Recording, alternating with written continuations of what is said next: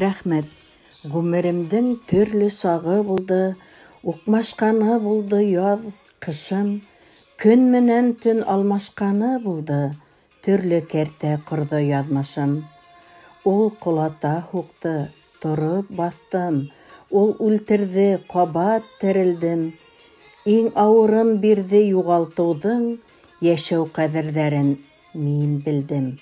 Рәхмәт менән таңда күҙем асам, шөкөр итәм тапҡан малыма. Шуға күрә бәхет һандуғасым, һайрай ҡунып күңел талыма. Шуға күрәм донъя матурлығын, беләм туған дуҫтың ҡәҙерен. Шуға һәр саҡ аяҙ күңел күгем, ошо хаҡта булыр нәҙерем. Шөкөр донъяларҙа йәшәп ятам, камил аҡыл, теүәл ағзалар. Һыулар һауам таҙа, һыуым татлы, урап үтә шөкөр ҡазалар.